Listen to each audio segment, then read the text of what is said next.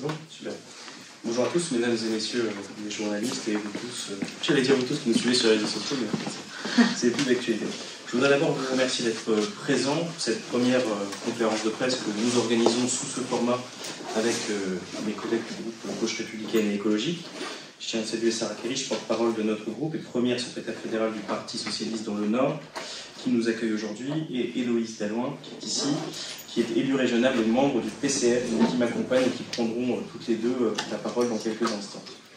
Nous sommes également en présence de maître Solène Sfoggia et de maître Benjamin Jotti, qui viendront eux aussi dans quelques instants vous expliquer dans le détail les points de droit sur lesquels nous nous appuyons pour contester la légalité de ce que nous appelons entre nous la subvention de la honte, c'est-à-dire la subvention de Xavier Bertrand à la Fédération Stop Éolienne pour près de 200 000 € sur les 3 prochaines années. Nous avons choisi de nous appuyer sur leur expertise, notamment parce que Maître Sfoggia a été précédemment engagé dans le recours que tout le monde connaît et qui a conduit à la reconnaissance de la responsabilité environnementale de l'État et que l'on appelle donc l'affaire du siècle. Vous connaissez évidemment tous. Vous pourrez bien évidemment leur poser toutes les questions qui vous semblent utiles dans le cadre de cette conférence. On est évidemment là pour ça. Mais d'abord peut-être dire un mot sur le contexte particulier de ce recours. Nous pensons que notre région mérite mieux, en ces temps de grande transformation, qu'un président Don Quichotte qui n'a trouvé qu'à se battre contre les moulins à vent. Nous n'avons pas l'habitude, et c'est vrai que ça a été une vraie discussion entre nous, de faire de la politique avec du droit. Mais l'affaire nous a semblé trop grave pour que nous laissions cette délibération adoptée en catimini et presque sans débat dans le clair-obscur de la commission permanente de la région, à huis clos, alors que nous avions demandé un débat public en séance plénière.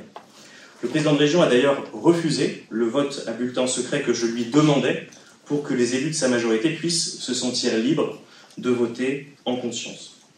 Sans vouloir dramatiser ou exagérer les faits, nous nous disons que cette subvention a quelque chose d'historique et de sans précédent, et il y a fort à parier qu'elle pourrait se retrouver demain, en tout cas c'est l'idée que je m'en fais, dans les livres d'histoire de nos enfants comme une sorte de pièce à conviction de l'aveuglement des hommes, en l'occurrence d'un homme, le président de région, en pleine période de dérèglement climatique massif. Pour mieux nous en convaincre, jetons peut-être rapidement un œil à ce qui attend les Hauts-de-France en 2030, en 2050, en 2070, pour comprendre à quel point cette délibération est problématique. Dans les Hauts-de-France, comme dans la vallée du Rhône d'ailleurs, d'ici 40 ans, les pluies diluviennes seront multipliées par 3 en intensité et en nombre, avec une multiplication des inondations éclairs telles qu'en ont connu les Beauvaisiens, par exemple chez moi dans l'Oise il y a à peine un an, en juin 2021. Une élévation du niveau de la mer entre 1 et 2 mètres pourrait également compromettre la vie de dizaines de milliers d'habitants dans le Dunkerquois et dans le Calaisis. Une hausse très sensible du nombre de jours de canicule aura lieu, notamment sur le versant sud de notre région, en Picardie, avec des épisodes de sécheresse qui pourront atteindre sur certaines zones jusqu'à 60% du temps chaque année, et un stress hydrique qui, à partir de 2050, commencera à affecter la production agricole. Je passe sur le développement des ravageurs et des parasites comme la chenille du pin, l'oïdium du chêne, le virus du Nil occidental, qui pourraient apparaître ou trouver des conditions plus favorables à leur développement et ruiner la biodiversité dans une région qui a déjà perdu 10% de ses espèces. 10% de ses espèces. Voilà ce sur quoi le président de région, qui en principe devrait être responsable du temps long, car il a à sa main les grands schémas d'aménagement du territoire, voilà ce sur quoi il ferme pudiquement les yeux en finançant la Fédération Stop Éolienne. Pour lui, l'enfer climatique, et il nous le répète à chaque séance avec une certaine morgue, est une sorte de lubie de dangereux décroissant dont nous serions, et sa foi presque religieuse dans le progrès technique lui suffit pour regarder l'avenir avec confiance. Mais nous qui revendiquons, pour le coup, de manière très nette, de combattre son extrémisme, nous sommes obligés de débusquer ces mensonges, et le premier d'entre eux tient en une phrase, je vous la donne, c'est « nous avons le nucléaire et cela suffit ». Cette sentence est une insulte à ce qui est aujourd'hui le consensus des scientifiques et des ingénieurs, puisque même dans les scénarios les plus nucléarisés, si nous poussons à fond les capacités de la filière nucléaire, c'est-à-dire si nous produisons 14 EPR, et si nous parvenons à rallonger la vie du parc existant au-delà de 40 ans, les calculs de RTE, le réseau, le grand distributeur national, indique que nous devons tout de même multiplier par 2,5 le nombre d'éoliennes terrestres pour tenir nos objectifs nationaux, tout en multipliant par 11 le nombre de panneaux photovoltaïques et tout en lançant de grands programmes d'éoliennes en mer. Sinon, nous manquerons irrémédiablement l'objectif d'une augmentation des températures à 1,5 degré, avec les conséquences catastrophiques que je vous ai décrites en introduction. Bref, quels que soient les scénarios, avec ou sans nucléaire, il est scientifiquement et donc humainement et moralement irresponsable de se passer d'une telle source d'énergie possible, tant nous devons les développer toutes en même temps, si nous voulons éviter que l'avenir soit une vallée de larmes. Face à un président de région qui refuse d'être sérieux sur ce sujet, nous avons le devoir de l'être pour lui. Il faut trouver un chemin harmonieux entre le nucléaire, l'éolien terrestre et maritime et le photovoltaïque, qui aura lui aussi des inconvénients en prélevant de la terre arable, ou en tout cas en empêchant le co-usage agricole lorsqu'il s'agit de la culture céréalière ou de la betterave, comme nous le connaissons en Picardie notamment. La contradiction du président Bertrand est d'ailleurs plus patente encore lorsqu'on se place de son point de vue, puisqu'il souhaite, et il a raison, et il fait des efforts, on ne peut pas dire le contraire pour y parvenir, réindustrialiser notre région. Cela demandera encore plus d'électricité, cela demandera encore plus d'hydrogène, et pour faire de l'hydrogène demain, il faudra de l'électricité et de l'éolien. Alors, une fois que nous sommes rendus ici, et que nous avons avec lui épuisé les arguments de raison, le président Bertrand nous dit, et je m'attends de ne pas les entendre, il se tourne vers l'État pour nous dire à quel point l'État est responsable de tout, et d'abord de l'anarchie qui serait à l'œuvre dans le déploiement de l'éolien. Et je pense que la vérité, et c'est aussi, à mon avis, quand on parle de fake news et de la presse, c'est aussi un point important, la vérité c'est qu'en matière, l'État assure, et de plus en plus, et de mieux en mieux, sa fonction de régulation. Dans la région, un projet éolien sur 3 est refusé par les services de l'État. Pour être plus précis sur les chiffres encore en termes de mâts, 2700 mâts ont été autorisés, 2000 sont installés, 700 seront donc devant les tribunaux du fait de M. Bertrand, puisqu'il a dit que tous les projets seraient attaqués, tous les projets qui sont en cours seraient attaqués, et 1200 mâts ont été refusés. Évidemment, l'État tient compte de critères patrimoniaux dans son évaluation, de la limite des 500 mètres avec les habitations, même si celle-ci peut être discutée. Il tient aussi compte de ce qu'on appelle l'effet d'encerclement, c'est-à-dire du fait que vous ayez partout autour de vous des éoliennes et que vous ne puissiez donc pas quelque part reposer le regard. Et c'est pour ça que les taux de reflux sont désormais proches de 50% dans la Somme, où le parc est déjà particulièrement dense. La question esthétique et des paysages est réelle, nous ne la nions pas, elle est légitime, elle doit être considérée. Le cadre de vie des habitants, ce n'est pas rien, mais quand Xavier Bertrand parle de paysage, il faut, à mon avis, sur ce point, on doit aller jusqu'au bout. Le réchauffement climatique les bouleversera profondément, partout et de manière irrémédiable. Les éoliennes ont des inconvénients paysagers, c'est indéniable, mais elles nous protègent aussi d'un avenir paysager terriblement sombre. Notre territoire, plus que tous les autres, sait peut-être que l'énergie peut remodeler les paysages. C'est toute l'histoire du bassin minier, où l'excavation du charbon a donné les terrils, et aujourd'hui, ils font partie de notre identité régionale et sont même classés au patrimoine mondial de l'humanité. Et il est quand même curieux que les éoliennes déchaînent la colère du président de région, plus que ces innombrables et si inutiles panneaux publicitaires que l'on trouve partout dans nos campagnes. Il y aurait tant à faire pour lutter contre l'enlaidissement du monde. Pourquoi d'abord s'attaquer à ce qui permet que le monde continue? Alors, et j'en terminerai par là, peut-on faire mieux? Peut-on rendre ce développement plus harmonieux? Bien sûr. Non pas en niant la réalité du déploiement de l'éolien, mais en le structurant, en s'assurant que les communes et les habitants parviennent à en tirer le meilleur. Il y a un modèle d'éolien heureux. Je peux vous donner l'exemple de la commune de Montdidier, de Madame Quignon, qui est notre collègue au conseil régional, qui devait être là et que j'excuse bien évidemment. Sa régie municipale dispose de 4 éoliennes qui lui permettent de redistribuer chaque année un chèque énergie de 50 € à tous les foyers de Montdidier. Lors du lancement du projet, elle avait obtenu à l'époque de feu la région Picardie des avances remboursables qui lui ont permis de mener un projet 100% public et de déployer son parc. La région l'a donc accompagnée dans son projet, au lieu de financer des subventions anti-éoliennes. De la même manière, Aujourd'hui, pour donner des propositions claires, le président Bertrand pourrait prendre l'initiative d'une SEM, une société d'économie mixte de production, j'insiste sur le mot de production parce que cette SEM n'existe pas, d'énergie, qui ne se limiterait pas à l'éolien, mais qui intégrerait également le photovoltaïque, les méthaniseurs, et générerait des recettes qui permettraient de financer les formations et les métiers de demain. Elle pourrait coproduire avec les communes, sur terrain public, de l'énergie au bénéfice de la population et des territoires. Aussi, face à des promoteurs qui sont très bien rodés, et parce qu'il continuera à y avoir de l'initiative privée, il faudrait qu'existe à la région une petite unité d'experts sur l'éolien, capable d'accompagner les collectivités porteuses de projets, parce qu'il y en a beaucoup, pour qu'elles puissent tirer financièrement le meilleur de l'implantation des éoliennes et pas se retrouver dans une situation asymétrique. Au-delà de la part d'impôt diffère qui leur revient de droit, elles pourraient obtenir des contreparties sur leur réseau, sur l'aménagement d'un certain nombre de choses, et aujourd'hui, elles ne sont pas accompagnées pour cela. En un mot, les petites communes ont besoin d'aide, pas qu'on leur fasse des procès subventionnés par la région et le président de région. En prenant la position qu'il prend sur l'éolien, Xavier Bertrand n'aide pas notre région, ses positions menacent les projets en cours, même lorsqu'ils sont portés localement.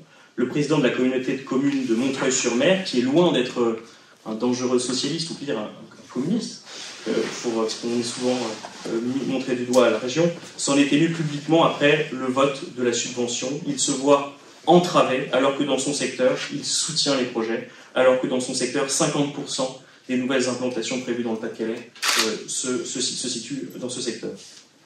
Enfin, du point de vue de l'activité économique, cet aveuglement conduit au refus d'accompagner la structuration d'une filière de maintenance et les écoles de formation qui l'accompagnent, l'une d'elles a même fermé. Le retraitement des pales et des mâts est lui aussi un enjeu considérable, où des progrès sont réalisés chaque jour et où la région a une carte à jouer en matière de cycle des produits, si elle veut bien prendre la peine de s'y pencher. Bref, il est indispensable que nous fassions annuler cette subvention illégale et que nous revenions à la construction d'une véritable politique énergétique régionale sans aveuglement ni dogmatisme. Je vous remercie et je donne la parole à mes collègues, puis à nos avocats pour qu'ils puissent rentrer dans le détail du recours. C'est pas qui vous connaissez, Sarah. Disons peut-être d'un point de vue un peu plus général par rapport à ce recours et aussi à l'ensemble de l'action du groupe à la région. En fait, c'est contre un système entier qu'on se bat, c'est cette délibération qui octroie une subvention à une association qui a été créée, le Conseil y reviendront, il y a à peine quelques mois, en vue de lutter contre le développement de l'éolien dans les Hauts-de-France. Il y a également, en ce qui concerne les autres combats qu'on mène avec nos collègues Héloïse, également Margot Rocher qui est présente, qui est aussi conseillère régionale avec nous en tant qu'élu socialiste. Il y a le combat qu'on mène contre l'extension de l'aéroport de l'Île-des-Quins, qui vise encore une fois à faire un projet démesuré, surdimensionné par rapport à la capacité de l'aéroport et au fait qu'il y ait d'autres aéroports qui existent dans la même zone de chalandise. Il y a les recours qu'on fait contre les conflits d'intérêts, que connaissent certains élus régionaux et membres de l'exécutif de la majorité, qui sont par ailleurs administrateurs de la Fédération régionale de chasse et qui votent commission après commission et séance plénière après séance plénière et délibérations qui octroient des subventions à leur propre fédération. Donc ça, c'est un conflit d'intérêts caractérisé. On a saisi le déontologue ainsi que déposé ce qu'on appelle un recours article 40 au parquet de Lille pour examiner s'il y a prise légale d'intérêt. Voilà, il y a également la lutte contre l'ouverture du rail à la concurrence qui est faite dans des conditions horribles pour tant les usagers que les cheminots et les salariés du fret ou des transports. Donc en fait, c'est contre tout un système qu'on lutte depuis un an, depuis le retour de cette gauche dans l'hémicycle régional. Et les pièces sont en train en fait, de se mettre les unes après les autres. C'est-à-dire que Xavier Bertrand, à qui on a donné nos voix en 2015 pour lutter contre le RN, qui d'ailleurs ne le rend pas, parce qu'aujourd'hui on voit très bien que la droite n'appelle pas au vote contre l'extrême droite dans cette période électorale, c'est pas déconnecté non plus tout ça, a mis en place de manière totalement libre pendant les 5 dernières années un système complet qui est rodé, une machinerie qui vise à rétribuer on va dire certains de ses alliés, on va citer les chasseurs, là on cite les associations anti-environnementalistes, à contre-courant de l'histoire. Donc aujourd'hui, ça fait un an, on travaille également avec nos collègues écologistes et insoumis, que nous, on est en train de, pièce après pièce, pierre après pierre, ouvrir une brèche dans ce mur de la honte, ces subventions qui, en plus d'être politiquement à la marge de l'histoire, nous paraissent irrégulières. Donc voilà, c'est un peu pour remettre dans ce contexte aussi. Moi, tout à l'heure, je vais devoir vous quitter pour aller au comité syndical de l'aéroport Île-des-Quins, donc on va aussi mener ce combat-là. Et je pense qu'on est en train vraiment de déranger parce qu'on a montré qu'on n'était pas seulement des élus d'opposition pour prendre la parole dans l'hémicycle et se faire taxer d'affreux gauchistes ou encore j'avais entendu la lampe à l'huile des élus de gauche parce qu'on contestait les orientations faites en matière d'environnement. On est sérieux, on est là pour faire le travail d'opposition qui malheureusement n'a pas pu être fait pour la raison que vous connaissez lors de la dernière mandature. Et ce recours, je pense, prouve notre sérieux parce qu'on a de réels arguments aujourd'hui juridiques pour faire annuler cette délibération et montrer qu'un autre chemin est possible pour les France. Voilà, c'est juste pour mettre dans le contexte. Et Théorie, si tu veux... Bonjour à tous. Je vais revenir sur l'aspect déontologique. En fait, 170 000 € sur 3 ans. C'est énormément d'argent. Pour une association politique et surtout climato-sceptique.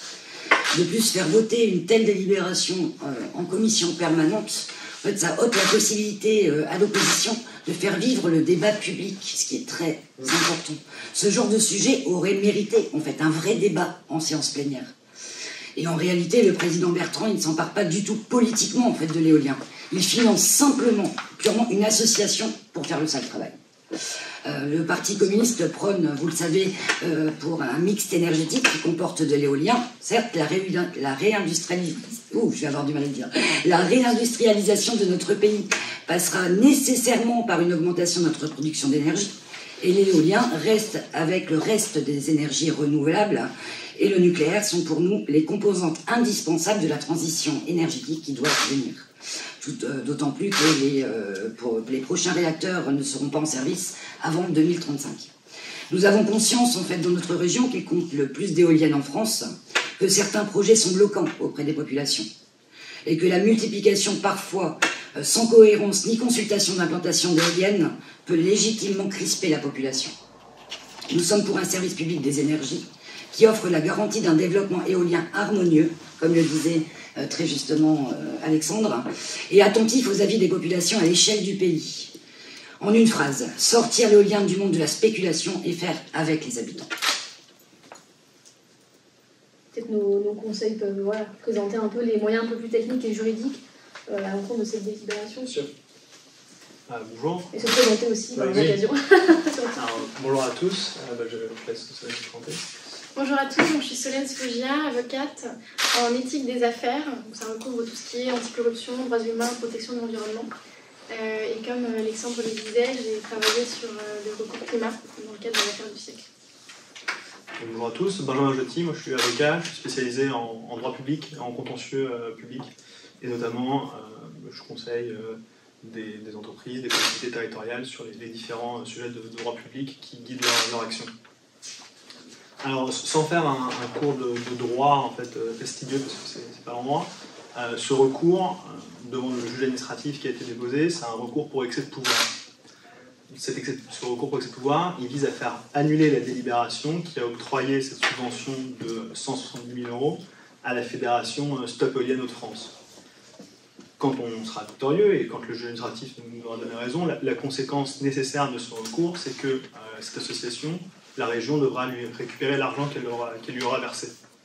Donc ça, c'est quand même le but de ce recours. Et pour nous, cette subvention et cette délibération, elle est illégale pour 3 raisons principales. La première, c'est qu'elle a un caractère politique et une absence d'intérêt local. La seconde, c'est qu'elle démontre une mauvaise gestion des deniers publics par la région. Et la troisième raison pour laquelle cette délibération est illégale, c'est que cette délibération est en contradiction flagrante avec les obligations environnementales de la région. Alors je vais revenir sur la première justification pour l'annulation, et puis Solène vous présentera les 2 suivantes. Une région n'est pas libre de faire ce qu'elle veut. Elle a un cadre de compétences qui lui est donné par le Code général des collectivités territoriales. Et son cadre de compétences, normalement, c'est de promouvoir le développement économique. Une région ne peut pas accorder une subvention qui a en fait un caractère politique ou qui s'inscrit dans un conflit politique. Et ça ne vous aura pas échappé, mais pour Xavier Bertrand, la lutte contre l'éolien est clairement un argument politique. Et il l'a répété, par exemple, dans le cadre de toute la campagne des régionales, et dans le verbatim de la délibération, dans les débats qui ont eu avant l'adoption de cette délibération, c'est également démontré. Mais en dehors de ça, il faut voir qu'en France, il y a déjà eu une politique précédente afin d'entraver l'éolien, notamment avec le moratoire sur l'éolien, qui avait été voté. Et plusieurs autorités publiques, que ce soit l'autorité environnementale ou le Conseil économique, environnemental, social et régional, ont jugé que ça n'avait aucun intérêt général ou public de faire un tel moratoire et que ça n'avait été fait que pour des questions d'intérêt politique. Et enfin, il y a quand même un problème en fait, à ce que la région, qui n'a pas une compétence pour faire cette action, subventionne une association comme son bras armé pour mener sa politique. Ça, c'est le premier moyen sur ce caractère éminemment politique de ce recours. Et je vais laisser Solène présenter les deux autres. Merci Benjamin. La deuxième problématique, c'est celle de la bonne gestion des deniers publics. Donc ici aussi, l'action de la région, elle est encadrée. Et nous croyons que la région ne peut pas faire ce qu'elle veut avec les deniers publics. Elle ne peut pas subventionner n'importe quelle association. En l'espèce, cette association, elle a été créée très récemment. Elle a été créée il y a quelques mois, en janvier 2022. Donc elle est extrêmement récente. Et c'est une association dont on ne connaît absolument rien. C'est-à-dire que l'on ne connaît pas sa gouvernance, son fonctionnement, ses moyens d'action, ni même ses membres. Donc, vous le savez, c'est une association qui se présente comme une fédération d'associations. Donc elle regroupe plusieurs autres associations qui luttent contre l'éolien. Et on ne connaît même pas la liste, l'identité de ces associations membres. Donc on ne peut même pas apprécier leur sérieux, leur crédibilité sur ce sujet. Le deuxième point, c'est l'expertise. Cette association n'est pas agréée à des fins de protection de l'environnement. Et ici, on parle quand même d'un sujet qui est extrêmement politique, qui est extrêmement délicat, qui est extrêmement difficile pour beaucoup de populations, qui est encadré par effectivement beaucoup de lois, d'articles, qui est très encadré, qui est très technique. Et on demande à une association de lutter contre les projets éoliens, alors que cette association n'a aucun agrément et ne justifie ici aussi d'aucune expertise en la matière, ni d'aucun moyen pour mener à bien cette mission. Et le troisième et dernier point qui nous préoccupe sur cette question de bonne gestion des deniers publics, c'est celui de la viabilité financière, puisque ici aussi l'association, qui est donc extrêmement récente, serait subventionnée à hauteur de 77% par la région. Et donc ça pose aussi la question des autres ressources de l'association, de sa capacité à fonctionner et de son indépendance dans ce cadre-là. Donc pour nous, c'est un point qui est extrêmement problématique dans le cadre de la bonne gestion des deniers publics et de l'appréciation du sérieux, de la crédibilité et de l'action que peut mener cette association dans l'intérêt général de la région et des habitants. Le troisième et dernier argument que l'on développe, et on ne pouvait pas passer à côté de cette discussion, et on veut demander aux juges de se prononcer dessus, c'est celui des obligations de la région en matière climatique. Donc ce que la région peut faire, ce qu'elle doit faire et ce qu'elle ne peut pas faire. Et c'est une question qui est très intéressante dans le cadre de cette subvention, puisque on est quand même dans le cadre d'un contexte qui est très particulier. Je pense que vous le savez. L'État a été condamné à 2 reprises l'an dernier pour son inaction climatique, c'est-à-dire qu'on a considéré que l'État n'avait pas respecté ses objectifs en matière de budget carbone, de réduction des émissions de gaz à effet de serre. L'État, le juge administratif l'an dernier a enjoint à l'État de prendre toutes les mesures utiles pour atteindre ces objectifs. Donc d'un côté, aujourd'hui, on a la région Hauts-de-France qui subventionne une association qui lutte contre l'éolien, et de l'autre côté, on a le juge administratif qui a enjoint à l'État de faire plus parce qu'il a considéré que l'État ne faisait pas assez aujourd'hui. C'est un contexte qui est quand même important de ce point de vue-là. Concrètement, la région, aujourd'hui, elle a certaines obligations constitutionnelles, légales, et elle a aussi un certain nombre d'objectifs. Et s'agissant de la région Hauts-de-France, c'est quelque chose qui est particulièrement important. Il y a beaucoup d'études qui sont faites sur le sujet, mais la région Hauts-de-France, elle contribue énormément, elle a un poids important au niveau national. C'est-à-dire qu'aujourd'hui, la région Hauts-de-France, elle a 30% de plus d'émissions de gaz à effet de serre que les autres régions, que la moyenne des autres régions. Et c'est une région qui a aussi un retard important dans ses objectifs, et notamment un retard par rapport aux autres régions. Donc ici aussi, les autorités ont déjà noté depuis un certain nombre de temps que la région est en train de se marginaliser sur ces sujets-là, et qu'il faut vraiment qu'elle infléchisse sa politique pour atteindre ses objectifs. Ce que la région ne fait pas du tout ici. Et c'est d'autant plus important qu'on nous parle de saturation d'éoliennes. En réalité, aujourd'hui, l'éolien, si on se penche un peu, et aussi, ici aussi il y a beaucoup d'études sur le sujet, c'est une force pour la région. Il y a énormément de choses qui sont faites, c'est une des sources d'énergie qui marche bien, qui fonctionne. Et donc, on peut, et la région doit investir et mettre ses deniers dans le développement harmonieux de cette énergie-là, dans effectivement l'accompagnement des citoyens face à ce développement rapide, mais la région ne peut pas sérieusement subventionner une association pour lutter purement et simplement contre l'éolien. C'est tout à fait contraire et incompatible avec ses obligations et avec ses objectifs. Et donc c'est notre troisième et dernier argument sur lequel on veut que le juge se prononce également. Donc contraire à ses obligations, mais pas illégal. Alors dans le recours contre l'État, on va pas dévoiler tous les subtilités de notre recours aujourd'hui, mais dans le recours contre l'État, c'est un schéma qui est un peu similaire, c'est-à-dire que l'État a des objectifs et il ne les a pas respectés et il n'a pas pris toutes les mesures utiles pour les respecter. Ici, c'est même pire que ça, c'est-à-dire qu'on ne veut même pas faire juger que la région n'a pas pris toutes les mesures utiles. On veut simplement faire juger que tout le monde doit participer à l'effort, que la région a des objectifs et qu'elle ne peut pas faire complètement l'inverse. Voilà. Ici, il ne s'agit vraiment pas, et je pense que c'est le point principal de ce recours, ces associations, leur but, c'est de lutter contre l'éolien. Les moyens qui sont mobilisés, c'est de faire une centaine de recours, de faire des photomontages. Voilà, ce sont les deux axes d'action qui sont mentionnés dans la subvention.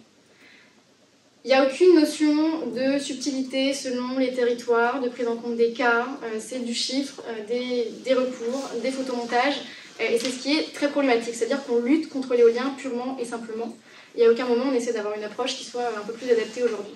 Et donc c'est incompatible, et c'est ce qu'on essaie effectivement de faire reconnaître. Et est-ce qu'ailleurs en France, vous avez trouvé d'autres exemples de collectivités, alors donc pas forcément des régions, parce qu'il n'y en a pas d'autres, mais peut-être à l'échelle d'intercommunalité ou autres, il y a des départements, il y a des exemples similaires, avec des subventions comme ça octroyées à des associations anti-éoliennes ou anti-panneaux. On n'a pas trouvé d'exemple similaire. Non plus, aucun. Et c'est un des points qui est vraiment souligné par les autorités environnementales, par le César, etc. C'est que la région aujourd'hui, avec cette politique, qui n'est pas une politique de développement harmonieux et de stabilisation et de développement harmonieux, c'est vraiment une politique de lutte. Et ce qui est dit, c'est que c'est vraiment, voilà, c'est une politique c'est un affichage politique, et c'est vraiment une politique de marginalisation que la région mène aujourd'hui. Je profite d'avoir la parole juste. Quand vous dites une association créée en janvier 2022 dont on ne connaît rien, oui. Je me mets à la place des citoyens. Ça veut dire qu'une région comme la nôtre peut octroyer des subventions à des associations fantômes dont on ne connaît rien, ou c'est seulement vous, peut-être la question à Sarah plutôt, mais vous, votre groupe n'a pas d'éléments, ou vous avez essayé d'en avoir ou...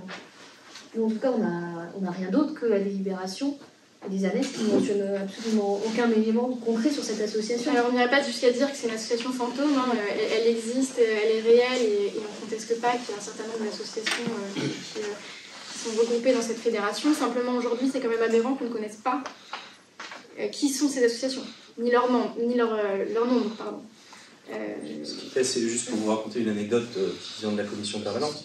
Lorsqu'on était en discussion sur ce recours, je ne sais plus qui, je ne sais pas si c'était Bertrand, non, quelqu'un de sa majorité nous dit la présidente est de la famille du général Leclerc, ça doit bien vouloir dire quelque chose. Je veux dire, c'était ça l'argument. Donc en effet, on ne nous a donné aucun élément substantiel dans le dossier et on n'a absolument pas de visibilité en effet sur les associations qui sont parties. Sur le site internet, il n'y a rien qui est de cette nature-là. Donc on est face au vide. Donc est-ce qu'une région peut ? Nous, notre réponse c'est non. C'est pour ça que tout le monde a fait annuler la subvention, parce qu'on pense qu'une région ne peut pas. Et encore une fois, on n'est pas sur un sujet localisé. On parle quand même de lutte contre le développement éolien, qui va avoir des conséquences non seulement régionales, mais aussi nationales. Donc c'est vraiment ce qui nous choque en fait dans cette subvention. Bertrand dit pas un mât de plus. Oui. C'est ça ces phrases. Pas un mât de plus dans la région. Et à défaut d'un débat public en plénière, vous avez les uns les autres demandé à prendre la parole à ce sujet demain, ou pas, motion ou autre. Alors, vu qu'il y a plénière demain. Non, on a choisi de faire ce format-là D'accord. avec vous. On a eu le débat écrit qui a été particulièrement houleux en commission permanente où il a fallu un moment lui faire rendre gorge pour qu'il rende la parole. Ça a été extrêmement difficile. C'est-à-dire qu'il ne supportait pas l'idée qu'on puisse parler 4 minutes alors même qu'on s'était inscrit pour 4 minutes sur ce sujet. Donc on a eu une vraie difficulté avec lui. On a fait le choix, nous, d'avoir un moment apaisé avec vous où on présente notre plan, on présente nos idées, on présente notre cours, parce qu'en fait, on comprend bien que le débat politique, il ne veut pas l'avoir. Donc il va faire quoi? Il va les pratiques classiques, menaces d'interruption de séance, interruption de prise de parole en plein milieu des prises de parole. Donc en fait, ce débat, il ne peut pas avoir lieu en séance avec Xavier Bertrand. C'est ça la réalité aujourd'hui. Votre parti, comme le vôtre, ne prendra pas la parole sur ce sujet demain? Non. S'il y a un débat qui est posé, par exemple, je vous donne un exemple, si nos amis écologistes ramènent le débat par une motion ou un vœu, évidemment qu'on se positionnera. C'est pas le sujet. Là, demain, en séance, on a choisi sur les motions et les vœux d'être sur d'autres problématiques d'urgence sociale un peu absolue sur lesquelles on voulait se positionner et on voulait avoir ce temps avec vous pour avoir un vrai temps d'éveiller où on pouvait parler des choses. Si évidemment le débat vient en séance, on va lui dire ce qu'on en pense. Hein. Et peut-être même que lui, sachant qu'on a eu cette conférence, aura des choses à nous dire. Voilà, donc non, on n'esquive pas le débat, on sait juste qu'avec lui, il est très difficile. C'est ça qu'on veut vous dire. Oui, c'est à l'image de l'ensemble des séances plénières depuis le début du mandat. C'est-à-dire que le débat sur tous les sujets est extrêmement difficile. Et d'ailleurs, même nous, on était très surpris parce que qu'il y ait de la conflictualité en politique, ça c'est normal. Mais il n'y a pas de prise de parole apaisée au sein de cet hémicycle depuis un an. Ça n'existe pas. Sur l'ensemble des sujets. Et donc demain, outre le fait que ce ne soit pas à l'ordre du jour parce que ça a été voté en commission permanente, comme on l'a dit, on ne peut pas ramener le sujet nous-mêmes, mais s'il est évoqué, notre position est claire, elle aurait été publiée la veille. Donc, je pense que c'est aussi le bon timing pour qu'on puisse enfin avoir la parole sur ce sujet. De toute façon, tous les vrais sujets politiques ont lieu en commission permanente. On le voit depuis le départ. Mais qu'il s'agisse de l'ouverture à la concurrence et du sujet éolien, tout ce qui en fait intéresse le débat public, il le met en commission permanente. C'est systématique en fait, justement, parce que la séance n'est pas publique. Donc, il ne veut pas que ça se sache. C'est flagrant. Le calendrier, le recours a été déposé. Oui. Il a été déposé Ce matin. Ce matin. Donc du coup, c'est un deuxième recours par rapport à celui qui a été déposé par les Verts. On ne sait pas si les Verts l'ont déjà déposé. On n'aurait pas cette information. Non, mais c'est pas. Oui, un recours a déjà été déposé par les Et Verts. la vérité, c'est sans doute que les recours. Je parle sous le contrôle des. Je ne sais pas comment les choses se passent, mais Non, mais il y a une possibilité que les recours soient liés. C'est pour savoir C'est en bonne. plus C'est en pas en. termes d'aval des avocats. Comme je ne connais pas forcément trop en recours, un recours a été déposé par les Verts vendredi, ça c'est un autre recours déposé par quelqu'un d'autre. On peut en déposer autant que. Enfin, est-ce que dans ce cas-là, les recours sont étudiés de manière différente en termes de justice, ou les deux vont se superposer? Comment ça se passe? Généralement, ce que la pratique du juge administratif, quand vous avez un recours contre un même acte par plusieurs requérants, il joint les affaires et tout est joint ensemble. Les affaires sont jointes avec Donc c'est ça. C'était ma question aussi. Vous avez une audience par exemple pour toutes les affaires. Toutes les affaires. Et avec pour tous les requérants, mais tout le monde présente ses observations. Mais Ça s'est fait juste pour vous donner. Enfin, oui, pour comprendre aussi pourquoi l'action politique, c'est pas finalement peut-être de manière conjointe, comme ça aurait pu être le cas avec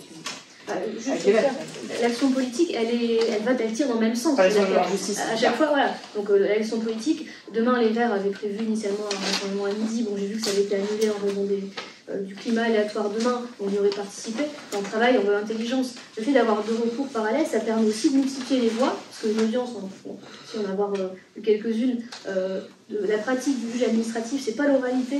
Donc nous, on veut aussi en faire un moment politique, hein, et c'est pas le seul recours aussi qu'on déposera sans doute au cours du mandat. Donc ça permet d'avoir plusieurs voix sur le sujet, de démultiplier aussi les canaux de diffusion, hein, parce que même si on travaille ensemble à la région, les réseaux militants ne sont pas forcément les mêmes, donc ça permet aussi de couvrir un champ d'action plus large, et les moyens développés sont sans doute aussi différents. Donc ça permet aussi aux juges d'examiner une pluralité de moyens qui ne serait pas celle d'un seul recours. Et je pense aussi que ça donne de la force. Et on n'exclut pas aussi que d'autres associations en train de prendre des contacts en droit de l'environnement puissent être intervenantes ou requérantes à leur tour. Donc en fait là, on ouvre une voie ensemble, et je pense que ça démultiplie aussi la force qu'ont ces délibérations. Et ça se fait en s'appelant au téléphone. C'est pas. Oui, oui, non, ça bien se sûr. fait dans Donc c'est pour comprendre aussi le fait qu'il y ait c'est important de. Vous avez raison. et aussi pour le fait que finalement vous faites le même recours. Enfin, il n'y aura pas les mêmes arguments. Peut-être que les avocats auraient presque plus travaillé ensemble pour justement avoir des C'est aussi motif excès de pouvoir pour...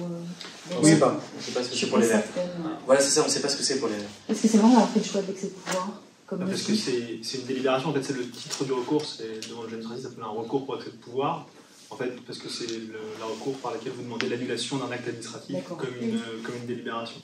Donc, moi, je pense que je subordonnerais que le Conseil du Parti écologique a déposé également un recours pour excès de pouvoir. Et je reviens sur l'histoire du calendrier. Donc là, ça a été déposé.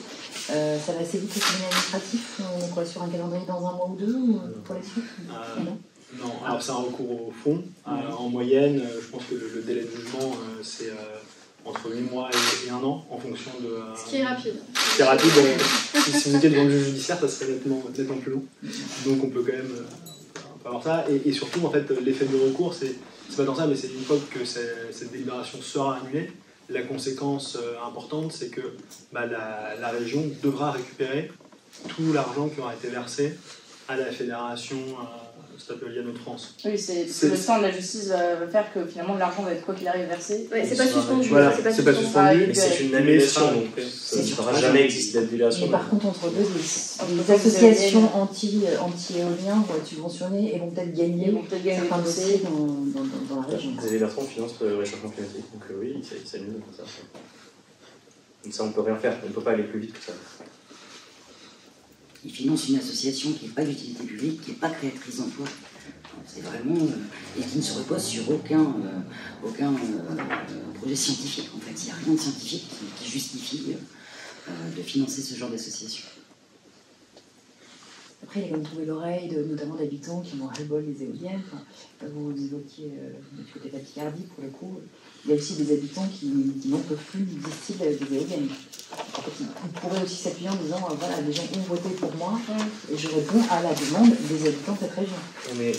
On est d'accord sur. C'est pour ça que nous, on n'est pas, vous voyez, sur une position de dire vous en mettez devant chaque maison, etc. Notre position, c'est comment on arrive à un développement harmonieux. Je vous donne un exemple aussi. Alors, j'ai pas voulu tout mélanger. Là, je vous ai parlé de ce qu'on peut faire nous, au niveau de la région. Donc, j'ai donné un exemple précis, la Seine Énergie, une forme de planification à l'échelle de la région.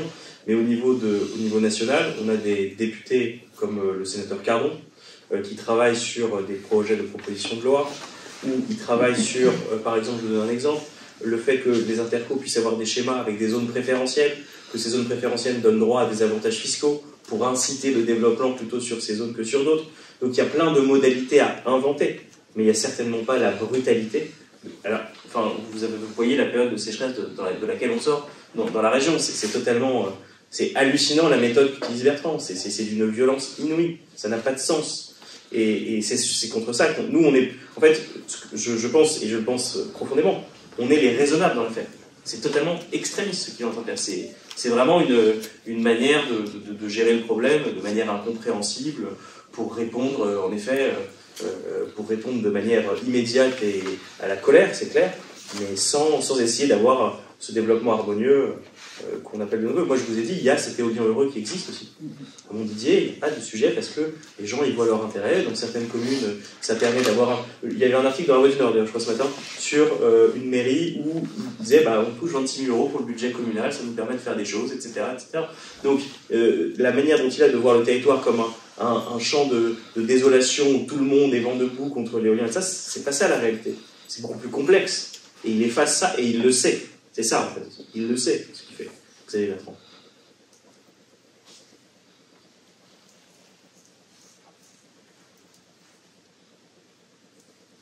C'est bon? Moi, c'est pour BFM, donc ce sera filmé. D'accord, ouais. Moi, radio, c'est filmé, c'est pour ça que je vous embête pas tous. Voilà. Merci beaucoup. Merci à vous. Merci à vous. On rencontrera aussi le dossier de presse et on viendra également informer des suites de cette affaire et des autres. On peut avoir le salaire de vos noms précisément.